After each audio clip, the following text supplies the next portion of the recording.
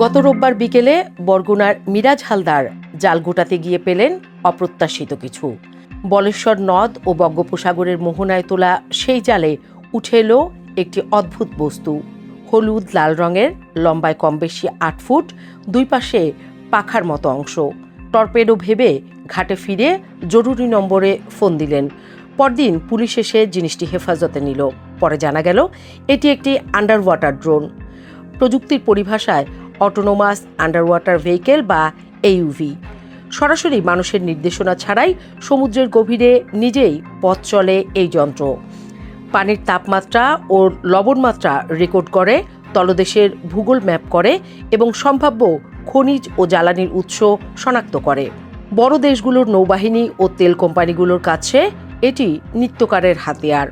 বিশেষজ্ঞদের অনুমান, ব্যাটারি ক্ষয় বা কারিগরি ত্রুটিতে স্রোতে ভেসে এটি উপকূলে এসে ঠেকেছে। কিন্তু ঘটনার সময়টা সবচেয়ে তাৎপর্যপূর্ণ। পেট্রোবাংলা এই মুহূর্তে সমুদ্রের অগভীর ও গভীর উভয় ব্লকে বিদেশি বিনিয়োগ আনতে আন্তর্জাতিক দরপত্রের চূড়ান্ত কাজ করছে। রপ্তানি সুযোগ সহ বিভিন্ন প্রণোদনার প্রস্তাব প্রায় তৈরি। দরপত্র অংশগ্রহণকারী যে কোনো কোম্পানির জন্য সবচেয়ে মূল্যবান তথ্য হবে নির্দিষ্ট ব্লকের নিচে আগে থেকে কতটুকু কি আছে তা জানা। সেই তথ্য মূল্য নির্ধারণে ও চুক্তির শর্তে সরাসরি প্রভাব ফেলে। দরপত্রের এই মৌসুমে অপরিচিত সার্ভে যন্ত্রের উপস্থিতিকে নিছক কাকতাল বলা কঠিন। বঙ্গোপসাগরের তলায় ঠিক কি আছে? বাংলাদেশ ও জার্মানির যৌথ ভূতাত্ত্বিক সমীক্ষায় সমুদ্রের নিচে মোট ১৩টি স্থানে বিরল ভারী খনিজ বালুর সন্ধান পাওয়া গেছে। কক্সবাজার, মহেশখালী, কুতুবদিয়া এবং নিঝুম দ্বীপ এলাকায় ৯টি, বরগুনা ও কুয়াকাটার সমুদ্র এলাকায় ৪টি। Ilmenite, rutile, zircon, magnetite, garnet ও মোনাজাইট। পারমাণবিক প্রযুক্তি, যুদ্ধবিমান নির্মাণ ও অত্যাধুনিক ইলেকট্রনিক্স শিল্পে এই খনিজগুলো সোনার চেয়েও কার্যকর উপকরণ। লক্ষণীয় AUV উদ্ধার হয়েছে সেই বরগুনা থেকেই। তবে সত্যিকারের বড় মজুদ আরও গভীরে।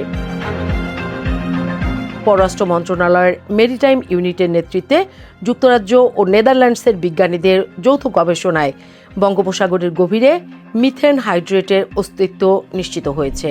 সমুদ্রের তলায় প্রচণ্ড চাপে বরফের মতো জমাট বেঁধে থাকা এই গ্যাসের মোট মজুদ ১৭ থেকে ১০৩ ট্রিলিয়ন ঘনফুট পর্যন্ত হতে পারে। ১ ট্রিলিয়ন ঘনফুটই বাংলাদেশের একটি পূর্ণ বছরের জ্বালানির চাহিদার সমতুল্য। তারপরও প্রতি বছর কোটি কোটি টাকার বিদেশ থেকে LNG কিনছে বাংলাদেশ। এই সম্পদকে ঘিরে বড় শক্তিগুলো সক্রিয়। ২০২৩ সালে মার্কিন তেল জায়ান্ট এক্সন মোবিল প্রতিযোগিতামূলক দরপত্র এড়িয়ে সরাসরি ১৫টি গভীর সমুদ্র ব্লক অনুসন্ধানের প্রস্তাব দিয়েছিল। ব্লকগুলো ভারত ও মিয়ানমারের সীমান্ত ঘেঁষা, যে এলাকায় মিয়ানমারের কিয়াকফিউ বন্দরে চীনের ৭০% নিয়ন্ত্রণাধীন বিশেষ অর্থনৈতিক অঞ্চল এবং সেখান থেকে চীনের মূল ভূখণ্ড পর্যন্ত তেল গ্যাস পরিবহনের পাইপলাইন রয়েছে। বিশ্লেষকরা বলছেন, নিছক ব্যবসায়িক ছিল না সেই প্রস্তাব, পুরো বিষয়টা ভূকৌশলগত অবস্থান নিশ্চিত করার লড়াই। পাশের দেশগুলোই বা কতটুকু তুলছে? ভারত কৃষ্ণা গোদাবরী বেসিন থেকে বছরে ৪০০ বিলিয়ন ঘনফুট গ্যাস তোলে। মিয়ানমার সিউ গ্যাস ফিল্ড থেকে তোলে ২০০ বিলিয়ন। সেই ভারতীয় কোম্পানিগুলোই বাংলাদেশের ব্লকে দীর্ঘ অভিযান চালিয়ে শূন্য হাতে ফিরে গেছে। পাথরঘাটায় সেই AUV কার, সেটা তদন্তের বিষয়। কিন্তু আরও জরুরি প্রশ্ন হলো, বাংলাদেশ নিজে কতটা প্রস্তুত এই সমুদ্রের হিসাব রাখতে?